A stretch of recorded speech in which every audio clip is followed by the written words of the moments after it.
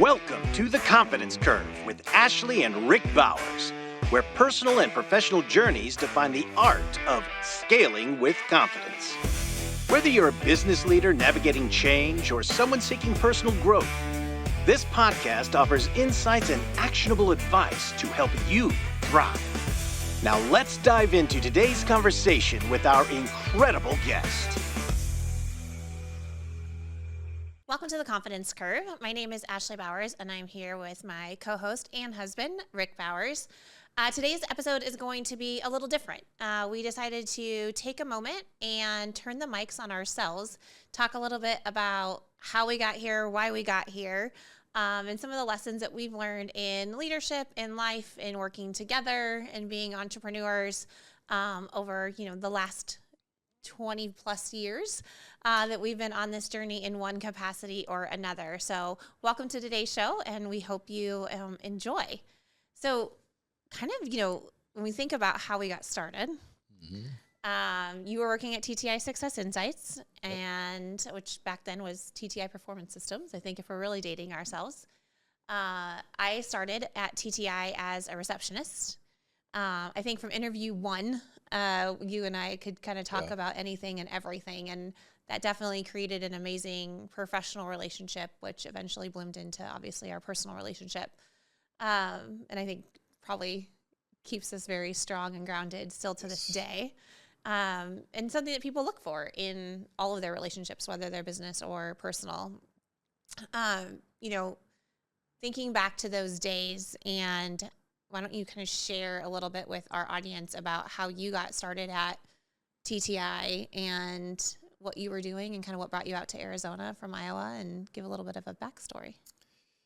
Yeah, I mean, when I think about kind of everything that you set up there and the early days at TTI and kind of what led to that, it really goes back to being from Iowa and the Iowa roots, and how you kind of just do what's necessary kind of a thing. And from a very early age, like I think I started mowing grass and that kind of stuff in second or third grade. And that led to like delivering newspapers and working on the farm, to all the different jobs that I had back there. That just kind of was like, if something needed to be done, you did it. And it was that building of respect for whoever was the leader at the time. And so that really kind of built, I think, something that isn't there anymore. And I think the other thing that I was thinking about with this question is, there wasn't an internet back then. You couldn't go and watch a YouTube video. So like if you needed to figure something out, you had to figure something out on your own, or go find somebody that knew how to do it, or experiment. And so I think that kind of built a lot of the background to kind of what I'm about, what Apex is about, kind of what you and I, because you've started a little bit different than I did, but a similar path, I guess. And coming down from Iowa to go to Arizona State, and ran into the owner of TTI. He knew my dad. They needed somebody part-time, so I started part-time going to ASU back in 1988. Fast forward 33 years later, it was time for a new transition, and 6 months after that, Apex was born. Well, it's interesting because like when you first started, right, it was doing whatever needed to be done, and you kind of alluded to that. And back then, assessments were delivered on diskettes, like floppy disks, and duplicating those and printing flyers and shipping things out, and then just slowly learn the business, learn the aspects, through time, and then obviously went up that ladder, with inside TTI. I think back to my upbringing, and although not Midwest, being, born and raised here in Arizona, my grandfather, my dad, like all my uncles, all in commercial construction, very hard work, and, very significant work. Along with that, my grandparents owned beauty supplies. So this was before you had Ulta and Sephora and all these big box, supply chains, for beauty products. Long before the internet, obviously. Yeah. And so we had about 13 beauty supplies around the valley. And, growing up, I would go to the work with my mom before I was in school. And now I hear the stories. My aunt would be doing the books, and I was 3 years old sitting on the floor and separating out the Visa, MasterCard, and Amex receipts. And that was like the old carbon copy thing. And my aunt would say, Ashley, hand me the Visas. And I would hand her the pile that started with 4s. And I was 3 or 4 years old, and sitting on the laps of reps that were selling us product and just being in the conversation. And I know we've carried that on with our kids, taking them to business trips and just inviting them to the environment, I think. And I think that that's so much of what has shaped who you are and who I am, is we've always been in and around and trying to maximize what we're bringing to the environment that we're in, and what it can teach us and what we can take on to the next thing that we do, which definitely was a secret of success to us while we were at TTI. Yeah. And I think, I'm not sure where it comes from, but it turned into one of our core values, the childlike curiosity, which is, I guess, my favorite of our core values as well. And it's just that curiosity of how things work. I would get in trouble as a little kid for taking things apart, but I wanted to see what was inside them and that kind of stuff. And I it's still today, I think that's something that makes Apex special, is our abilities to be able to see the things that other people don't see, to pick up on the details, to pick up on the little things, and then kind of dig into it, ask the questions that kind of get it at a different level. And then my favorite thing with whether it's coaching or working with a group of people, it's listening to what their answer is, because there's so much value in the words that people say, and they don't even realize it when they say it. And so that curiosity, I think, just plays out over and over. And I'm sure you're tired of it. It's like, I'll say something, is like, did you notice that on the commercial, or did you notice this in the show? It doesn't connect. And it's like, it just pick up on things that I don't think a lot of people pick up on. I think it's interesting, though, because you come from the place of like, how do I take it apart and see how all of it works and what's ticking? And then, instead of playing with paper dolls, I built org charts and built companies in my room as a little kid. And like to see, like, how can you structure it back together in the right way to maximize that efficiency, which is interesting. Our poor children, they listen to us talk, and this is what we talk about, but we love it. I think each of us can point back to a pivot that was, that happened in our career that maybe really changed the trajectory of where we went. And when I look at your career within TTI, one of the things that comes to mind was when you were kind of sectioned off to go and lead and build the international division. Being an entrepreneurial founder-led company, sometimes, when you're an employee in that, you feel like you can't break a ceiling or move forward, or you're never really going to get to that next step. And with that can be lost learning opportunity because that person is there.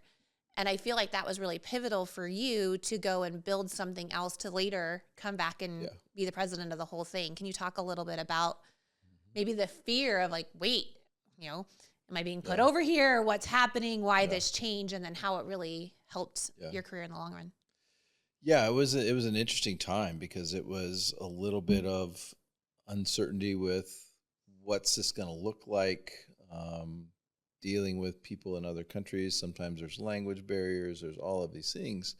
But as the kind of started to play out, and working with the international group and kind of understanding who they are, and that things work just about the same internationally as they do in the US. And so that was kind of that comfort piece. And then there's the confidence, because confidence comes from working through an uncomfortable situation. And so I feel like I've gone through a lot of those kind of uncomfortable situations, and whether that was intentional by Bill, the owner of TTI, or if it was just coincidence, it worked out. But I think learning from people that have done certain things has been a key. And Dave brought in another person on the team that was a kind of self-proclaimed problem solver, Rolando.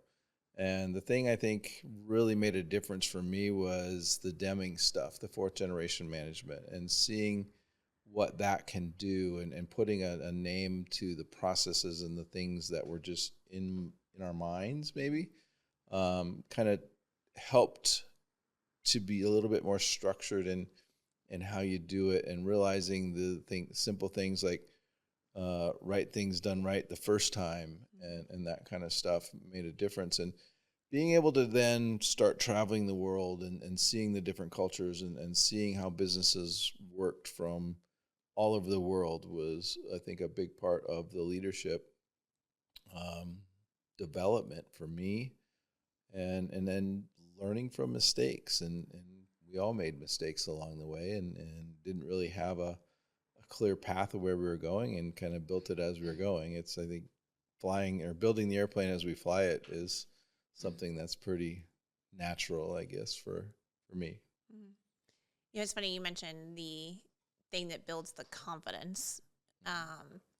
When I was first thinking about the career pivot topic, immediately I went to collectively the switch for me to go from TTI to HomeSmart.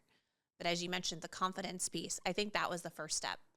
You know, after leaving TTI and, you know, wanting to start consulting back then and doing things different, and had the opportunity to meet the founder of HomeSmart and join that organization as the chief operating officer. It was really about, can I take everything that I've learned through, in essence, like in the classroom at TTI about how companies should operate. You know, there was some interaction with clients, but most of our work was with consultants and such. And can I apply this and implement change and affect change and do the right things? And so that was kind of the confidence building piece. But a few years in, I had that feeling of, okay, box is checked. I did what I was asked to do. So much so that even at the end of strategic planning, I like kind of put a bow on it and handed it to the CEO. I'm like, this is what you asked me to do. You have it. Like, now what? You know, and actually started, you know, working with TTI a little bit again and consulting with HomeSmart at that time. I think that big pivot for me that really created a calmness now. We'll probably talk about this as my biggest failure later. No promise on no tears. But when I was, you know, when we were being sat down and when we were at dinner with the founder of HomeSmart, and he was like, come back full time and take it public. And I was like, I don't know how to do that. Right? I mean, that was my first answer. Right. And I was like, I'm really great at hiring. Let me build you a team and that knows what they're doing. And he's like, no, hire yourself a team and do this. And it was a 5 to 7 year plan. Okay, we've got time. You know, fast forward 9 months later, we're talking to investors and we're going on the path. And when I say I knew nothing about doing it, I knew less than nothing about doing it. And, you know, no was not an option. And we were going to, you know, figure it out. And I think I share that because there's so many times in our careers where we're faced with something, whether it's entrepreneurship, whether it's the next step, whether it's a leadership challenge, where we have no idea what to do. And that's okay. Sitting in that is not okay, right? So then, like, what are your next steps? Who are your resources? How do you reach out? How can you learn? How can you grow? How can you lean into other people and be okay with making some mistakes? Be okay with owning the fact that you don't know what you're doing. Yeah. And so can we go through this together, you know, and not having to be the smartest person in the room, right?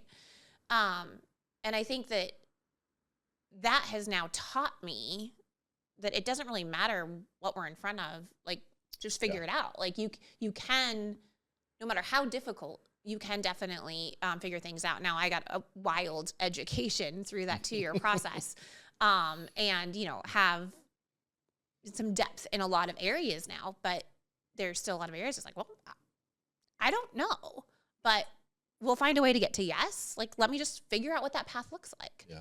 I use the example or the analogy sometimes with teammates, right? Of a lot of places we go on a daily basis, we know how to get there. Right? Like we know the path that we're supposed to take. I still put in ways just to see Is there a detour? Is there this? Is there a faster way? Because there's often so many different ways to get to the goal.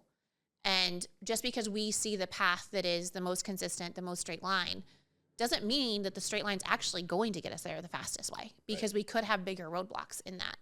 And I think that that's important when we're looking at our careers, when we're looking at things that we're being faced with in organizations, and just how we go about life. I mean, we talk about it with our life planning that we do personally, you know. I think it's interesting because what you were just talking about with putting things into Waze or the Google Maps to figure out, even though we've been there every day, I do the same thing because I go to one client quite often, but it's like, should I go the 101 or the 51? Mm-hmm. And it's about being there and making sure you're on time and all of those things. But prior to Apex, we lived in a few different places in the Valley, and TTI for the most part was in the same location for the entire 30 plus years that I was there, and 17 years you were there, within a few miles of different offices and things. And I would figure out new ways to go to the office because I would get bored driving the same way to the office every day. And so I think that's one of the areas when you look at our behavioral styles and our driving forces, that's one that's a little bit different. You focus a little bit more on the structure of things and the efficiency of things.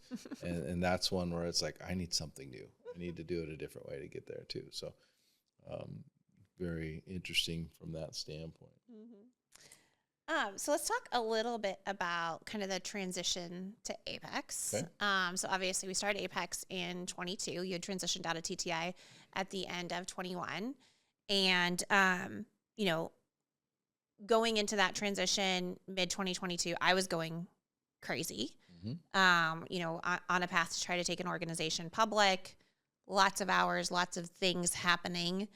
And we really kind of figured out, I think, holistically for us, what 100% is. And, you know, we get asked that question by friends and colleagues, you know, how do you work together? How do you have two people that are driving these different things and doing all these, you know, all these different initiatives? And obviously I have a very strong personality, and like how does it all work? And even just most recently in our last conversation, just on our planning, you know, it's not 50-50 all the time on everything. Right. And I think the difference with us is we look at our life as 100%, and that's what we do outside of the home and what we do inside of the home. And on any given week, day, month, year, what split are we each kind of feel like we have to cover that pie, and we're just going to cover it together. And I think that that's a lot of the foundation that we brought into why Apex and why to start to do something on our own and to do something different. But why don't you talk a little bit about that creation and your thought process in naming Apex, because it was definitely a brainchild that you had, but also like what you wanted it to create for us. Yeah, I think when that transition happened and I decided it was time to do something different from the TTI standpoint, and kind of looking at my accomplishments in life, I guess is one way to say it. What could I do next? And I mean, there was a lot of different ideas in this and that, but really I had been working with consultants, learning from consultants, training consultants on how to use the assessments and the tools in their businesses and things. And that was just kind of turned into a natural transition. And so as I started kind of thinking about, okay, what would a name look like? What would the business have in terms of services or products or those kinds of things? And obviously the name is kind of an interesting process that I went through as well, but kind of going through where does the name come from? And I'm a car guy, for those of you that know me. And so I always kind of like the GTS stamp letters. And so Grand Touring Sport from a car standpoint, from an Apex standpoint, it's grow, transform, and succeed, the things we want to help our clients do. So then it was like, okay, well, I know I want GTS. What's the word that goes in front of it? And so that was kind of all over the place. And growing up in the 70s and 80s, and like Acme from the Roadrunner and Coyote, living in Arizona, Roadrunner and Coyote, it was kind of like, well, maybe Acme. So then I started looking at that word, and Acme and Apex were very similar, and so Apex seemed a little more appropriate. It does have a car connection because the apex of a corner, the fastest way to get through the corner. So there was all of those connections, and so it turned into Apex GTS Advisors from that standpoint. But then transitioning through the business, it was like communication was always an issue. And one of the things that I would see in certain situations is sitting around a conference table in a meeting, and there were certain people that talked all the time and certain people that were kind of quiet, but you could see on their face that they had something to say. And a lot of times they just don't say it. And so how do you put something together to help people communicate? How do you put something together to put comfort there, create that safe zone of communication? Because some of the greatest ideas that ever came out of the TTI boardroom, so to speak, were when we had a knockdown, drag out argument over what we wanted to accomplish, because we walked in there with 16 different ideas and we came out with one, and then we drove that one forward. And so didn't really realize it at the time, but we were really kind of working through the 5 dysfunctions of a team and kind of having that trust in each other to have that constructive conflict, and then have the buy-in to drive the idea forward, the peer accountability, and achieving the results. So some of those things we were actually doing, didn't realize the model at the time. Now it's one of my favorite models that I talk about quite often. But and from there, it just kind of turned into what it is today. I didn't think I would ever be excited about being a leadership coach or an executive coach, but it's one of my favorite parts of the whole process.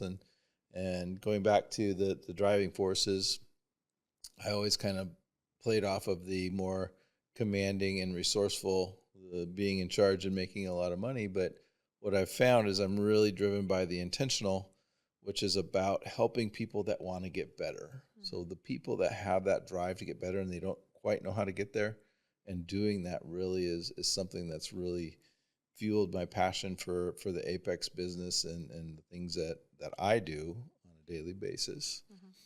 Your side of the business is a little bit different. You're not as excited about the people side, but talk a little bit about, maybe you started with the org charts as a kid and that kind of stuff. So how does that lead into your working the strategy, building the strategies, and doing the things that you like to do in Apex? Yeah, I just love to see the lights go on, I think is probably the most simplistic way to say it. And I love to empower people to see the part that they play in a bigger vision. And I think that people are most successful when they understand what it is that they're there to contribute, how their performance is going to be measured, and kind of what they're going to gain out of that. What are those rewards? And I feel like doing things like stages of growth and strategic planning and execution planning, and providing that communication and that forum and that scalability to individuals in an organization just creates a voltage inside a company that is outrageous. And then you have your people where you're like, okay, that person needs a little bit of tweaking here and there, like get them a coach, have them go through assessments, do that. But you really see what people are made of and what they want to do when they have a plan in front of them and they can see themselves. They see themselves as a player in the game, right? And it's like, how do you get everybody on the field when they should be on the field, in the right spot, going the right direction, at the right time? And I feel like that's what strategy does. I'm a full believer that people show up to do a great job every single day, that we don't try to go out to work to fail or make mistakes or be miserable. We've got to have them in the right spot. And we have to have the right amount of information around them so that they can be successful and they can do the right things and they can ask the right questions. And then for me, it's very easy then to invest in those people to develop them because you're seeing what they're putting into it. And potential is weird, right? So you might see someone that has a ton of potential, but maybe it's not what they want. Maybe they don't want to work the 70 hours a week. Maybe they want to have a different definition of balance for themselves. And, that's okay. Yeah. Maybe they don't want to manage others, And so really understanding, what does this person want? How does that fit into the bigger game that you're playing in business, right? Teach them all the rules, show them the goal line, and then get out of their way. Remove the obstacles, provide the resources, and let them go. And I think that that's just really powerful when you can see that all come together and create that alignment, and then you go in on quarterly check-ins and you're like, yeah, done. Because everyone knew the game plan. They had a playbook. They knew how to operate. And it just really allows you to have healthy, sustainable, scalable growth, which then you can do so much more for your people, and you can pay them more, and you can do more benefits, and you can give back to charity, and you can, make a bigger impact. So it just cascades all of that across the organization and ultimately the community, which I think is pretty powerful. When you think about, we do a lot of reading in our world. Okay. What is a book that you really think maybe has changed your perspective since you have been leading Apex? That's tough because there are so many of them, and there's so many bits and pieces. And driving from client to client, I listen to a lot of books. I think I have 48 of them currently on my Audible in the library. A few that I haven't got to yet, a few that I've listened to more than once. From a peer leadership standpoint, I think How to Lead When You're Not in Charge by Clay Scroggins was one of the biggest ones that I've taken so much stuff from. 5 Dysfunctions of a Team by Lencioni is another one that I quote quite often. And believe it or not, I've really got into the Covey stuff. Okay. And I didn't ever read that. I always say that the 2 things that if I could go back and tell my teenage self something, which I probably wouldn't have listened anyway, knowing teenagers, but I didn't pay attention in typing class because I thought I will never type in the rest of my life. Why do I need typing class? And now I type every day. And I wish I would have read more. And so like the 30 plus years at TTI, I didn't read that many books. There was a few. But since leaving TTI and starting Apex, it's like not quite a book a week, but getting close. Yeah. And so it really makes such a difference because there are so many nuggets in the books that come up in a coaching process or a conversation with a client. And then I love to just kind of take the ideas of this concept, what they're talking about, and it's like, how can I build like a one-pager then I can share with several people on how to apply the things that we just were talking about. And so that's been fun from that standpoint. So if I had to narrow it down, it'd be those. I know your answer will probably be something around the Andy Andrews stuff. So I knew that's what you were going to think. But just to finish that thought and tie it back to TTI a little bit, we always laughed whenever Bill Bonstetter, the owner of TTI, would say, doing something's better than nothing. And it was like, never made sense. But now in a couple of those books, do something is the answer. Yes. And it's like, it was in a conversation with a client today. It was like, you just have to do something. And so Act. Don't stand still. Talk about your books. Okay. So yes, I'm a big fan of The Traveler's Gift by Andy Andrews. Typically, if I have a newer leader that's looking to really understand leadership, that is a recommendation I make because it's more on principles of decision-making and leadership versus a structure or a model to follow. And I think that sometimes, especially newer in our careers, we can try to emulate other leaders that we see, and then it becomes inauthentic, right? And so it's not genuine of who you are as an individual. And I feel like the Andy Andrews work allows you to really be your authentic self and elevate your leadership style. But if I had to pinpoint kind of a life-changing book, I think I would actually go to Breaking the Glass Slipper. And so that was a book that I read summer of 23. And at that point, we had, made the decision that we were not going to take the organization that I was working for public, and had started to, kind of right size it for private capacity again versus for the run. And that, as you know, was monumentally difficult for me. I, really saw that as a failure on my own part, that I couldn't get us quite across that finish line. We had approval and all of that, but market did not cooperate. And we were on vacation, and I read this book. And the book really is about kind of being unapologetic for who you are and for making the decisions that are right for you right now and how that impacts your life, your family, your friends, your community, your work.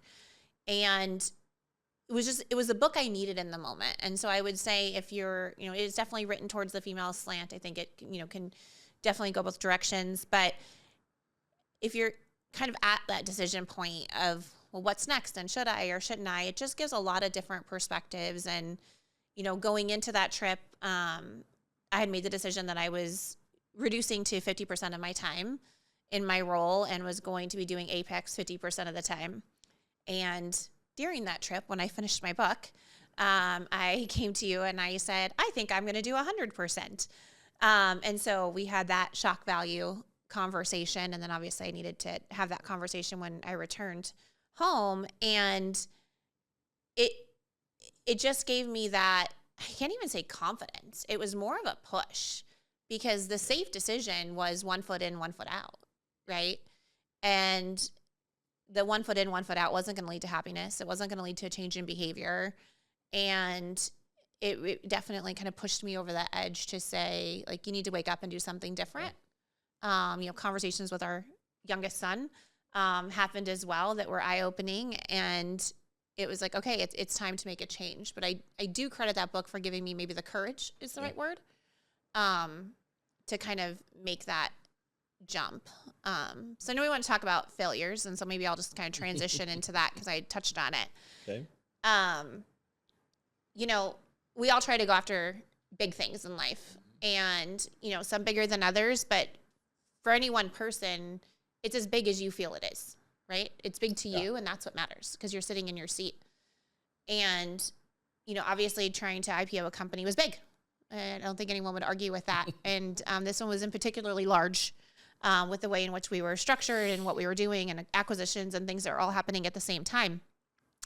And as I mentioned earlier, I had no idea what I was doing. And so learning and growing through all of that, we kind of made the decision mid-2022 that it probably wasn't real feasible. And I mean, if we're being candid, I have to say it was probably early 2024 that I could talk about it not happening without being brought to tears. And it was that real and that personal for me. And, you put in the 90 hours a week for however long and the grind and the sacrifices and all of that. And I would love to sit here and say, but I did all this work. And then what happened? The work led to a great education, great teamwork, major strides. Like there's a lot of success in all of that with the work. I don't even care that it was all the work. There was a goal that wasn't achieved in my mind. Yeah. And so like by definition, like that was failure. Mm-hmm. And in hindsight, it was good and it was the right decision for the business and all of those kinds of things. But it took a really long time. And I would actually now say my biggest failure wasn't that. My biggest failure was how I looked at the situation. Yeah. And for how long it took me to get back to a place where I didn't feel like I needed to like find what my next was or make up for it differently, and that I could just be good with what was and move on in a healthy way. And it probably took me like 18 months to really get to a good place after all of that. So, sharing that because we all have those moments. We have those things we're leading up to. Maybe you're thinking about doing an acquisition. Maybe you're thinking about selling off a piece of your company, or you're working through your exit strategy.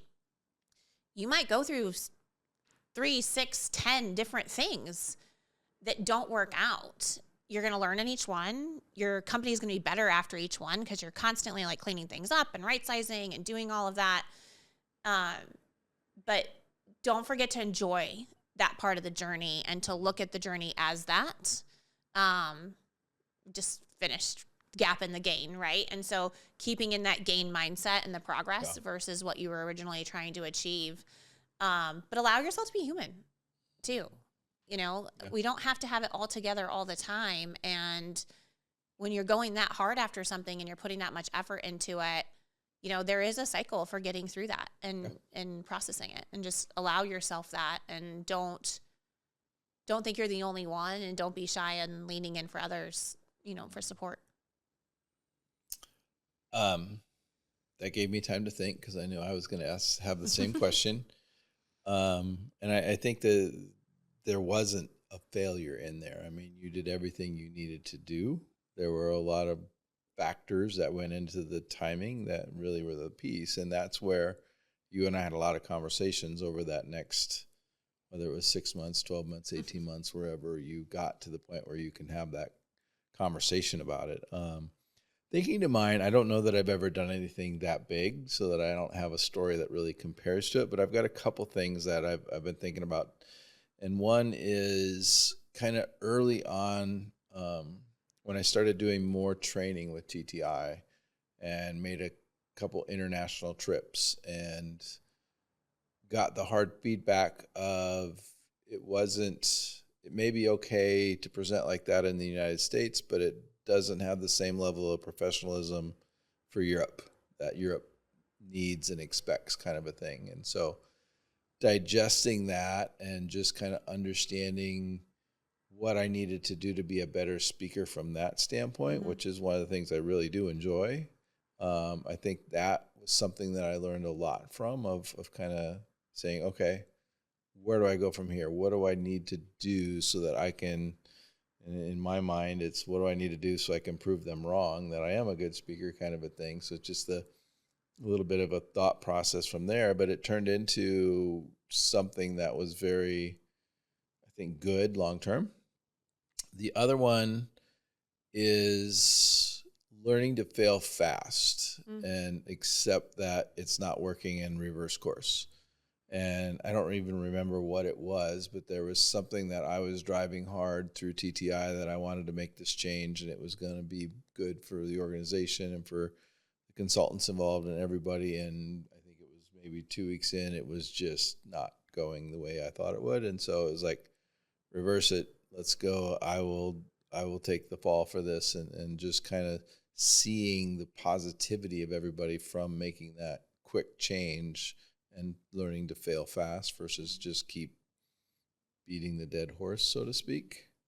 So I think those are a couple things. And now I can utilize those kinds of things in conversations and coaching conversations and those kinds of areas to help the light bulbs and things come on. You had mentioned earlier about you like to see the light bulbs come on. And I was actually in a coaching conversation one morning, and we were talking about doing it yourself versus involving your team. And it's like, he said to me, but the team doesn't ever offer any solutions. And I said, because you walk into a room and tell them what to do?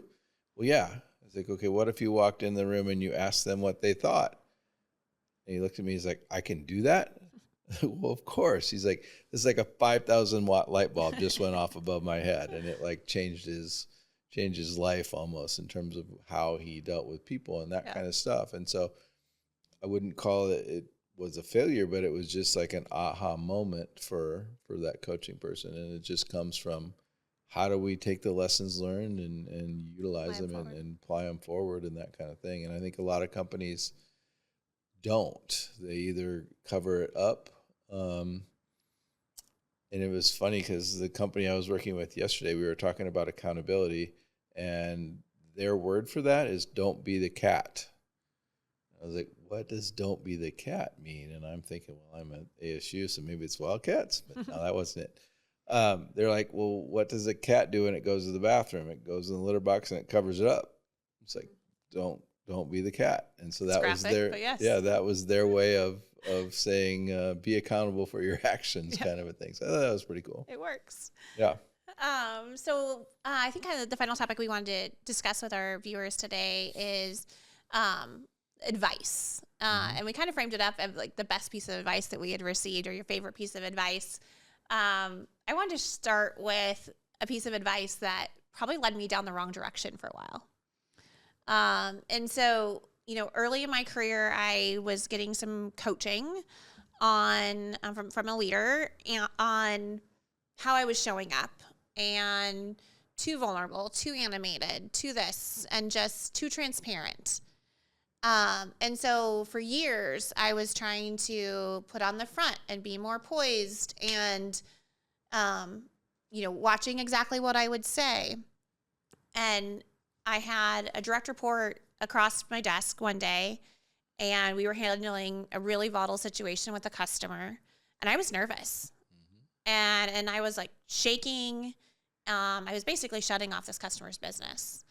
And rightfully so, we had done the documentation, like everything was above board, but it still was not an easy decision to execute. And so after we get off the phone with this individual, hang up, I asked, my teammate, and I said, do you have any questions? Like, what did you learn from, me demonstrating that for you? And he looked at me and he goes, that you're human. I was like, what does that even mean? Yeah. And he goes, that's probably the first time I've seen you be really human. And it just hit me, all this advice on how we needed to show up in the room and not being transparent and not being open with our teammates was actually making me come across as not trustworthy and like I was hiding something and that I wasn't authentic. And there's a balance, obviously. You want to have executive presence and be professional, but how do you do that where you are transparent and where you are showing, that you're not hiding things? And because people will follow that person. They follow people they trust and they follow people that they believe in. Being liked eventually is important. Sure, it's nice.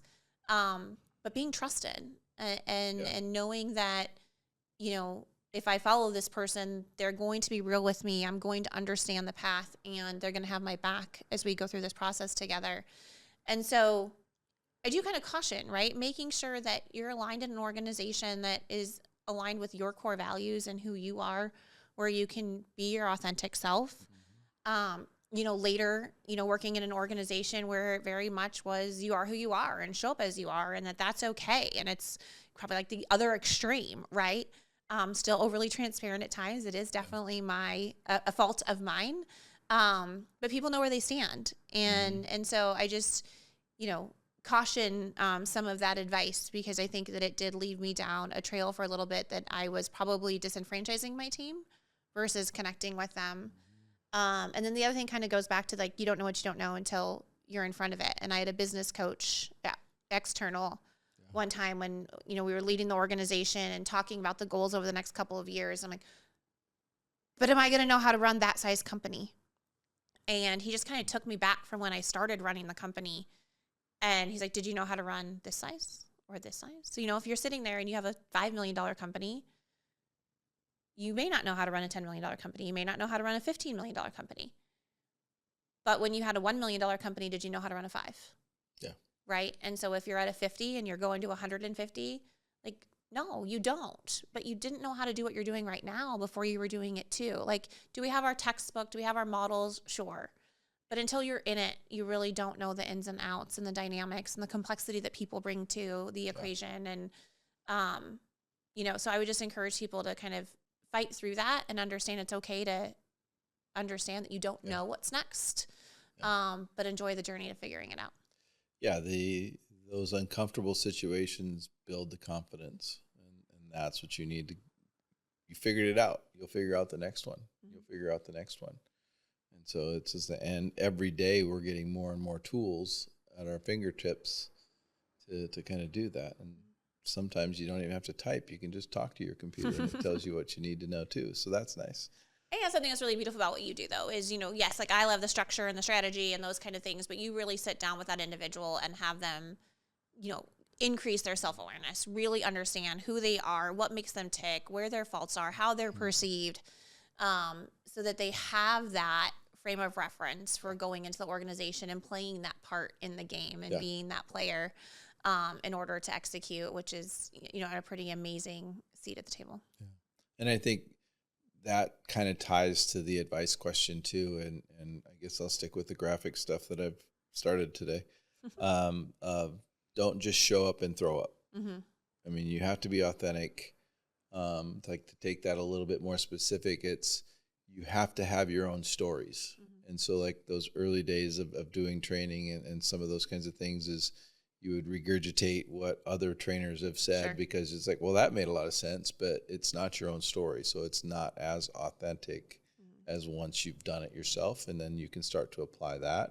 And I think that authenticity also comes back to the ability to ask questions and then truly listen to what the answers are and then use the words of the other person. And I think that's where the coaching stuff really thrives, is because it's not me telling them what they need to do. It's me asking them questions and then pointing out the things that they've already said and just saying, try it this way. Mm-hmm. What if you did this?